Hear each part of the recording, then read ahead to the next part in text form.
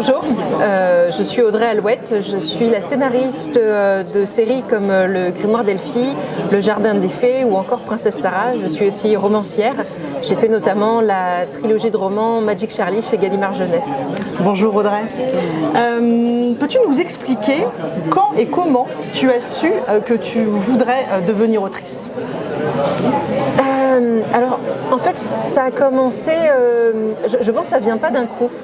Moi, j'ai toujours aimé m'imaginer des histoires et j'ai commencé à le faire, j'étais en maternelle. Je me souviens que quand j'étais en grande section, avec ma cousine, on allait chez nos grands-parents qui habitaient à la campagne. Et en fait, j'imaginais nos aventures bucoliques, voilà. Mais à l'époque, je ne savais pas écrire, donc je dictais nos aventures à ma cousine en abusant du passé simple. Et elle écrivait de sa belle écriture ronde à l'encre turquoise. Voilà, donc ça a commencé comme ça, avant même de savoir écrire. Et puis après, quand j'étais en CE1, je pense, j'ai commencé à écrire des poèmes. CE2, CM1, j'ai commencé à écrire des contes. Mais à l'époque, je sais pas, je me visualisais pas en tant qu'autrice. En fait, j'avais pas vraiment compris que c'était des vrais gens qui écrivaient des livres. Moi-même, je lisais quasiment que des contes de fées. Les contes de fées, c'est à peu près anonyme. Voilà, je voulais juste en fait imaginer des histoires et j'avais pas compris du tout que c'était un métier. C'est quand je me suis retrouvée en 6e, 5e, j'ai eu la chance d'avoir une professeure de français extraordinaire, Danielle Martinigol, qui était elle-même professeure qui était elle-même écrivaine de livres de science-fiction, mais pour la jeunesse. Et en me retrouvant dans la classe de cette professeure, d'un coup, je me suis dit « Ah, mais il y a des vrais gens qui écrivent des livres, alors ah, mais c'est comme ça que ça marche ». Et en plus, elle nous a fait écrire un mini-roman pendant toute l'année de 5e. Enfin, ça a été assez extraordinaire, en fait, ces cours avec elle, ces cours de français. Ça m'est resté... ça m'a fait basculer, parce qu'à cette époque-là, j'étais...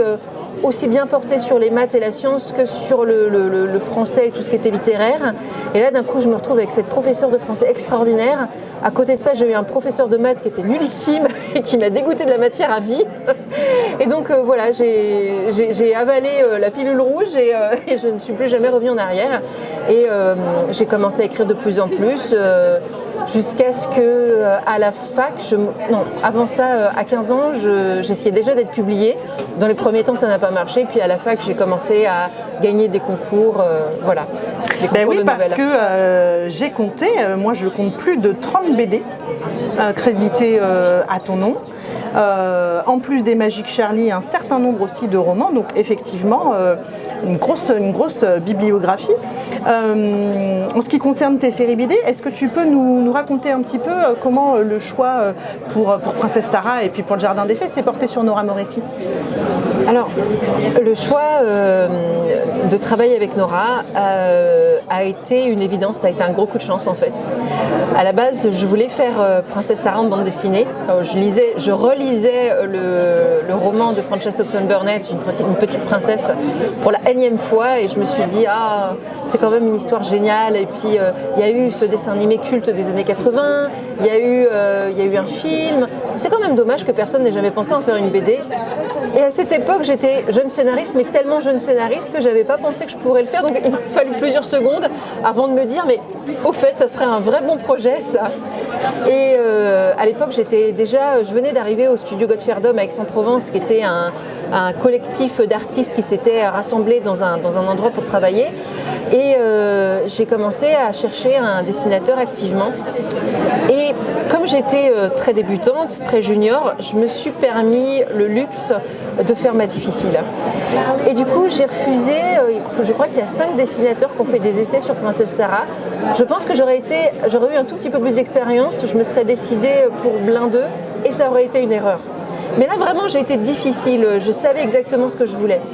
Il se trouve que l'agent de Nora Moretti avait envoyé son dossier au studio Godferdom et que je l'ai eu entre les mains, du coup, à cette occasion. Et là, j'ai tout de suite eu le coup de foudre pour son dessin. À ce moment-là, on était en décembre et je me suis dit, mais il faut que je la rencontre à Angoulême. Donc, je lui donne donne rendez-vous à Angoulême. Donc c'était fin janvier, comme tous les festivals d'Angoulême sont fin janvier. On se rencontre, à l'époque elle ne parlait pas français, je ne parlais pas italien. Son agent fait la traduction tant bien que mal. Mais très vite, en fait, on accroche tellement et au projet et l'une à l'autre qu'elle n'a plus besoin de traduire. Nora parle en italien, je lui réponds en français et en fait on arrive à se comprendre et ça marche très bien. Elle va faire 1 an de recherche sur les costumes, les décors, les personnages pour vraiment qu'on soit sûr de nous. Et quand on est parti sur Princesse Sarah, on était déjà une équipe solide en fait. On n'est pas parti comme ça. Et quelque part, tous les projets qui ont vraiment marché, que j'ai fait, qui ont été vraiment des gros succès, ça s'est toujours passé comme ça. C'est-à-dire que le projet qui marche par accident, en fait, moi, j'y crois pas du tout. Alors, parfois, on peut mettre toute son âme, toutes ses tripes dans un projet, ça ne marche pas, ça arrive malheureusement.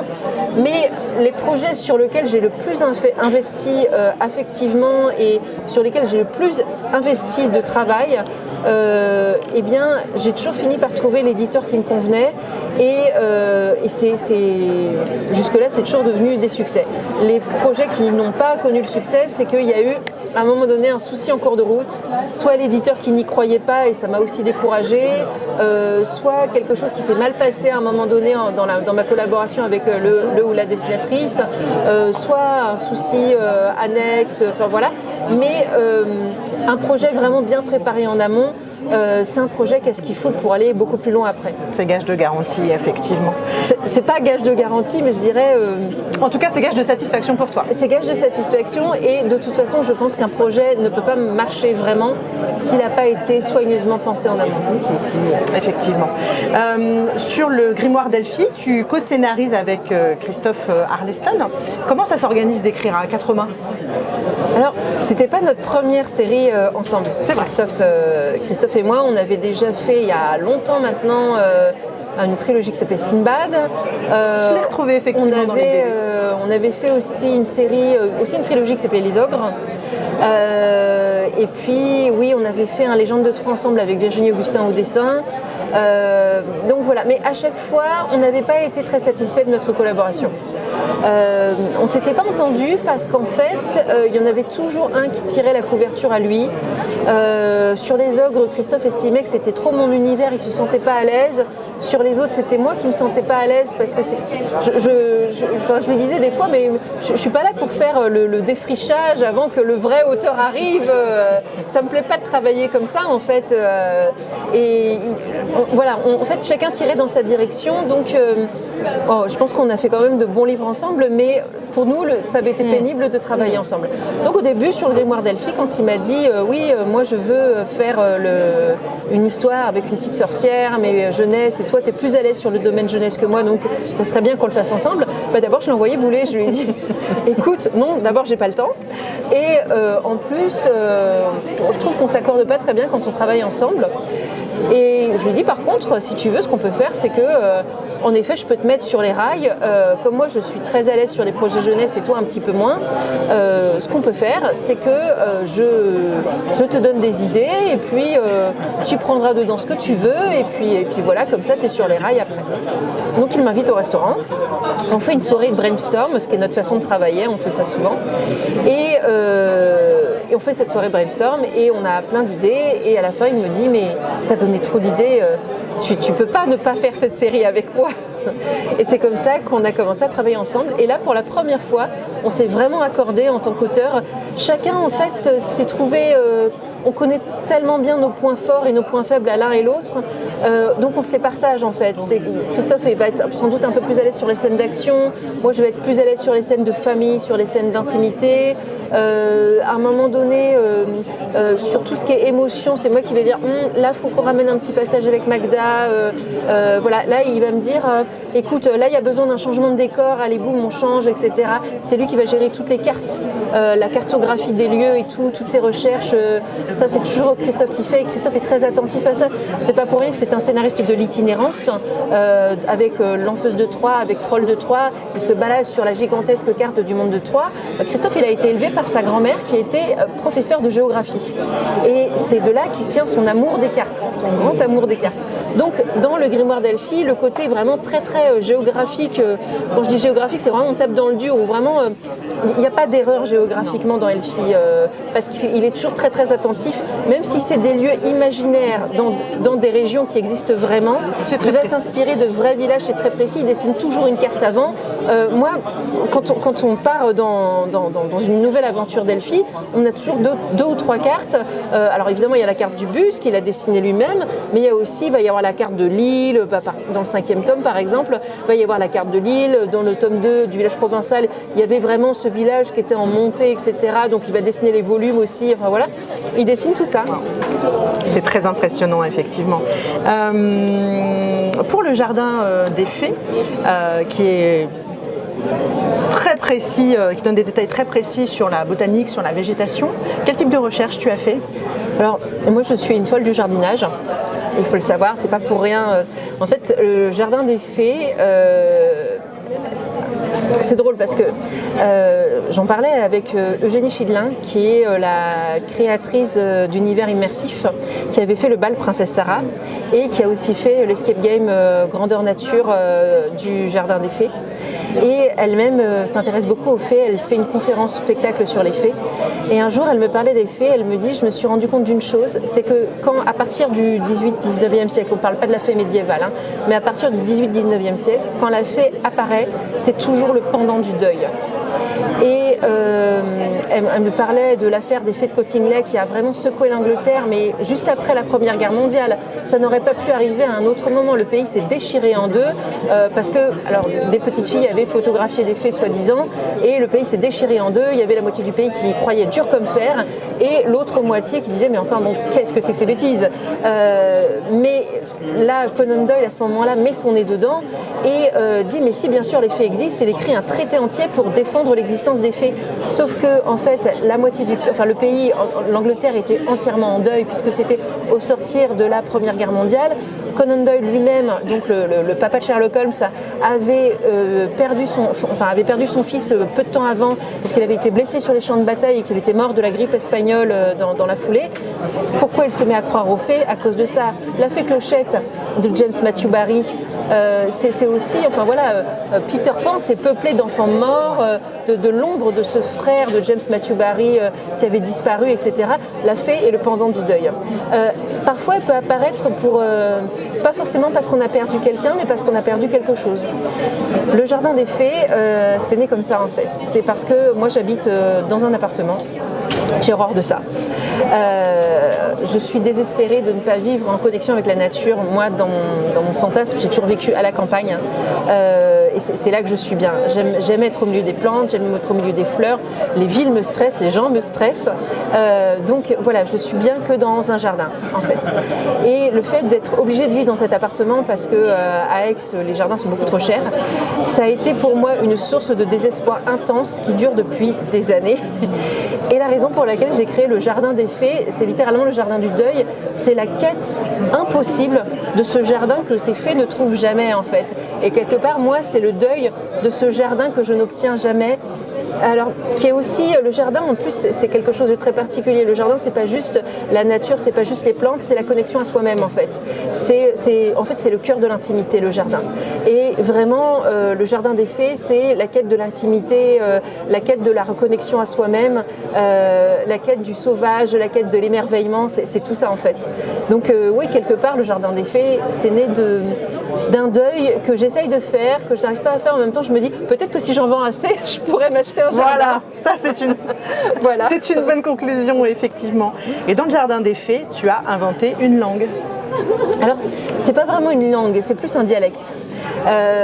Parce que, par exemple, dans le grimoire d'Elfie, à chaque fois, donc le principe c'est que Elfie, avec le bus, le livre qui pue, le bus librairie de sa sœur, à chaque tome, elle arrive dans une région différente. Et à chaque fois, enfin pas systématiquement, mais on s'intéresse énormément aux particularités locales.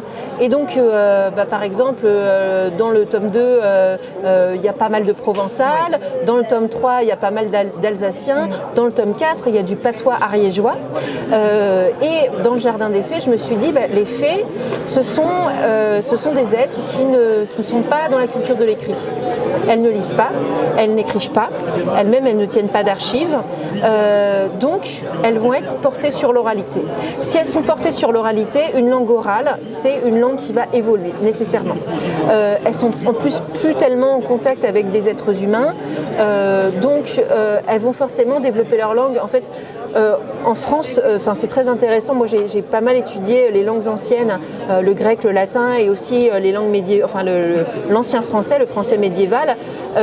C'est des langues qui évoluent sans arrêt tout le temps, en fait, parce que c'est des langues qui n'étaient pas très écrites. Et surtout, le français médiéval, c'est extrêmement complexe à étudier parce qu'on a peu de textes écrits. À l'époque, c'était vraiment le français était très très très oral, et donc il bougeait tout le temps, en fait. Et il n'y a que à la création, l'Académie française a été créée pour ça, en fait. Richelieu a dit, alors il y a eu des dérives après, mais ça partait d'une bonne intention. On a trop de patois, on a trop de langues régionales. Il faut unifier le français. Il faut qu'il y ait un français. Il faut qu'on puisse se comprendre, en fait. Et surtout, il faut qu'on s'y retrouve parce que là, les Français ici parlaient comme ci, là ils parlent comme ça. Entre deux villages, les gens n'arrivent même pas à se comprendre. Parfois, il y a 3 patois sur 5 km². Enfin, on s'en sort plus. Il nous faut une langue pour nous unifier. Et alors c'est vrai qu'on peut déplorer la perte des langues régionales parce que c'est vrai que c'était une richesse, mais d'un autre côté on y a quand même gagné le fait d'être capable de se comprendre, et ça n'a pas de prix. Mais donc du coup à partir du XVIIe siècle, à partir de la création de l'Académie française, le français est comme figé et en fait il va très peu bouger. Si vous lisez les livres du XVIIe siècle, en fait, alors le style a évolué, mais en vrai la langue est la même. Alors que si vous reprenez juste un siècle plus tôt, vous dites ouh, il y a déjà beaucoup de différences. Et si vous remontez encore de 2 siècles, vous comprenez presque plus en fait ce français-là. Et je me dis voilà, si on a des fées, si elles n'écrivent pas, forcément leur langage va évoluer. Donc là, je me suis beaucoup amusée. Là, pour les fées, alors moi j'ai toujours tendance à aller vers le grec et le latin. Là, il a fallu que je me retienne parce que dans mes livres, j'aime beaucoup créer des néologismes, mais souvent je les fais à base du grec et du latin. Et là, je me dis non, là, il faut que tu partes de l'argot. Donc, je suis allée chercher des mots d'argot, je suis allée fouiller dans l'argot français, dans l'argot régional, et puis en fait, je patouille les mots. Je fais des mots valises, je m'amuse à les assembler, je les transforme un petit peu. Parfois, je vais y glisser une onomatopée que je vais transformer en verbe. Enfin, voilà. Donc, les fées, elles vont parler comme ça. Elles vont avoir ce langage très, très oral, en fait. Et c'est comme ça que je l'ai créé. J'ai remarqué que le personnage de Lucie, c'est comme ça que la série commence, elle a des difficultés à lire et à écrire. Est-ce que c'était une manière pour toi de parler des enfants qui sont porteurs de difficultés d'apprentissage ? Alors, oui. Alors, c'est aussi un thème qui est traité dans le tome 4 du Grimoire d'Elphie, où à un moment donné, Elphie se rend compte qu'un personnage très important est illettré, qu'il ne sait pas lire et qu'il a développé 1001 techniques extrêmement intelligentes pour le cacher, en fait. Donc du coup, voilà, c'est une thématique qui est revenue plusieurs fois dans mes livres. Alors, en fait, Lucie, on a le personnage un petit peu facile qui a été surdéveloppé depuis...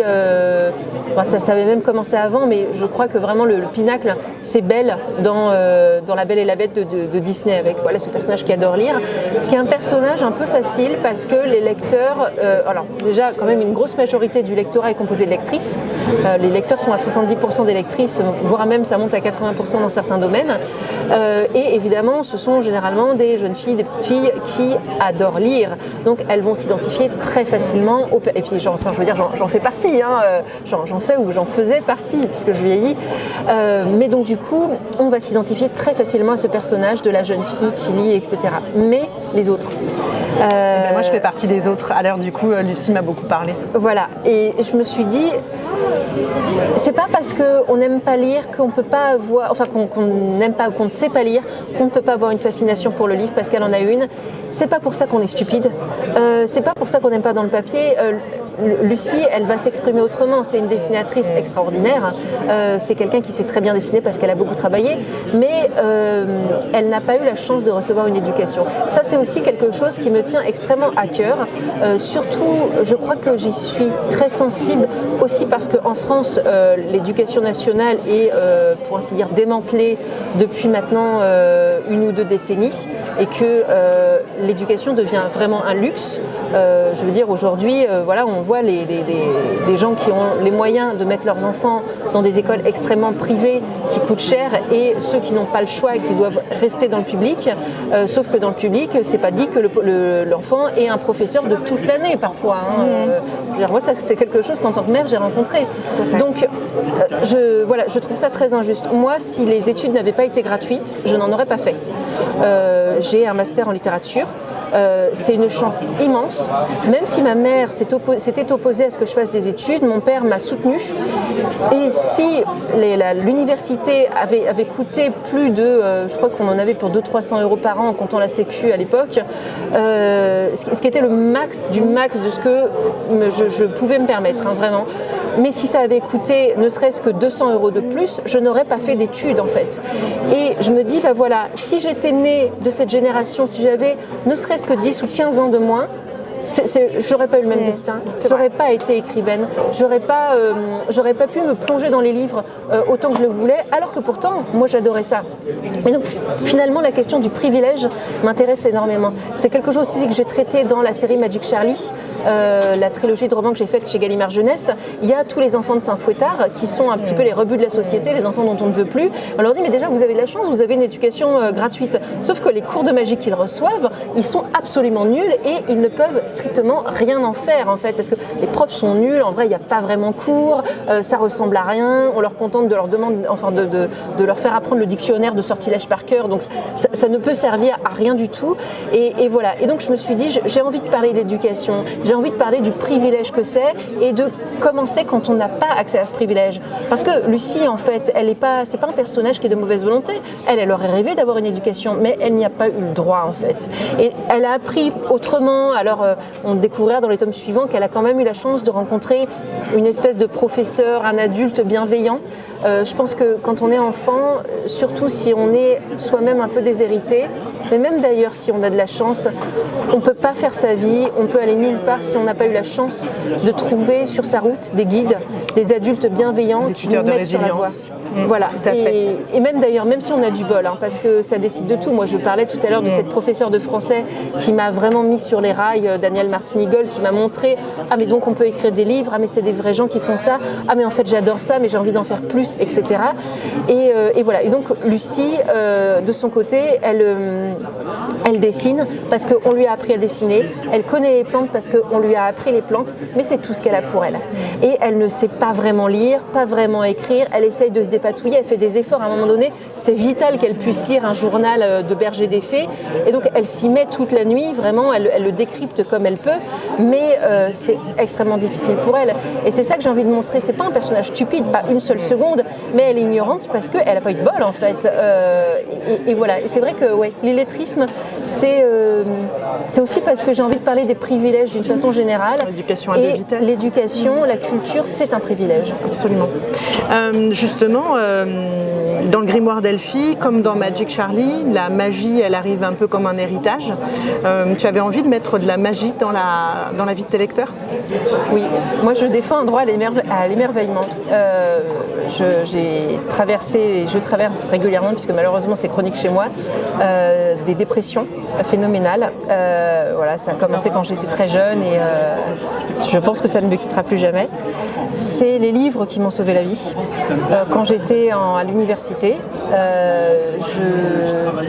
en fait, quand ça n'allait vraiment pas, j'avais évidemment pas les moyens de me payer des soins, puisqu'à l'époque je ne faisais qu'un repas par jour, et donc des soins médicaux c'était hors de question. Et donc ce que je faisais, c'est que j'avais quand même quelques livres. Et puis par ailleurs j'étais abonnée aux médiathèques, etc. J'étais pas à plaindre de ce côté-là. À l'époque c'était gratuit pour les étudiants, donc tant mieux pour moi. Et ce que je faisais quand vraiment ça allait très mal, c'est que je relisais deux choses. Je relisais Sir Terry Pratchett, les chroniques du Disque Monde, et je relisais Christopher Leston, et notamment L'Élan Feu, c'était les Trolls de Troie. Parce que c'était deux univers de séries qui me faisaient mourir de rire, et ça me sauvait de la dépression à chaque fois. Ça, c'était vraiment les anxiolytiques, les antidépresseurs du pauvre, les bouquins en fait. Et parce que je pense, enfin, c'est vrai qu'on dit les livres sont un produit de luxe, c'est vrai, mais en vrai on peut se les procurer quand même. Bon, il y en a même qui les piratent un petit peu. Voilà. Si c'est pour une urgence, on dira rien. Et c'est vrai que c'est la raison pour laquelle les univers de Terry Pratchett imprègnent complètement mes œuvres. Enfin, elles sont hyper présentes dans Magic Charlie, etc. Ceux qui ont lu Terry Pratchett voient ce que je lui dois. Et puis Christopher Leston, n'en parlons même pas, je l'ai rejoint au studio Godferdom, on a fait plusieurs bouquins ensemble. Maintenant, on écrit littéralement le grimoire d'Elphie ensemble, la boucle est bouclée. Mais de mon côté, j'ai vraiment à cœur de faire rêver les lecteurs. J'ai à cœur je trouve que la vie c'est dur, que ce monde il est pas riant, qu'en fait moi à chaque fois que je regarde les infos j'ai envie de pleurer. Et c'est pour ça des fois on me dit oui pourquoi est-ce que tu n'as rien dit, tu n'es pas j'ai des lecteurs qui m'ont carrément engueulé parce que j'avais pas beaucoup pris la parole sur ce qui se passe à Gaza ou dans l'actualité d'une manière générale, au Yémen, etc. En fait des tragédies en Arménie, enfin voilà. On a l'embarras du choix, hélas, pour voir les désastres qu'il y a autour de nous. Alors oui, ça m'arrive de partager du contenu politique sur les réseaux sociaux, mais en général, je me dis, bon, moi, mes réflexions vont imprégner mes livres, évidemment. Voilà, on parlait de l'éducation, on parlait des privilèges. C'est quelque chose qui va complètement se retrouver dans mes écrits. Mais je ne suis pas journaliste. Il y a des tas de journalistes qui font ce travail très bien de rendre compte. Qu'est-ce que je vais ajouter si je vous déverse mon désespoir dessus, en fait. Ça ne va pas vous apporter d'informations supplémentaires, ça va juste vous déprimer. Je trouve que ce monde est vraiment beaucoup trop sinistre. Et moi, je suis dépressive, je connais énormément de gens dépressifs. Des fois, en fait, on reçoit l'information de trop qui va nous achever, en fait. Et c'est vraiment difficile de naviguer sur un équilibre dans ce monde qui est tellement dur. Et je me suis dit, bon, voilà, moi, je vais... même si je suis parfaitement consciente des désastres et je pense qu'il ne faut pas leur tourner le dos, il ne faut pas leur fermer les yeux, mais moi je ne suis pas là pour en rajouter là-dedans. Je vais essayer d'être la personne qui va vous permettre de tenir le coup un petit peu plus longtemps en fait. Et pour ça, je vais faire en sorte que mes livres soient soit drôles, soit merveilleux, soit en effet plein de magie, parce que je vais apporter de la douceur et du réconfort à mes lecteurs. Ça ne veut pas dire que mes livres ne vont pas les faire réfléchir. L'idée, c'est aussi que ceux qui peut-être n'ont pas forcément beaucoup d'empathie, on développe un petit peu plus, notamment chez les enfants, puisque chez les enfants, c'est en plein développement. Et voilà, l'idée, c'est qu'on développe de la réflexion, on développe de l'empathie, mais c'est pas, je ne suis pas l'école, je ne suis pas professeure, je ne suis pas institutrice, je suis écrivaine, je suis là pour vous faire rêver. Donc, c'est mon métier et je l'aide très à cœur. Et tu y arrives très bien. Merci beaucoup, Audrey.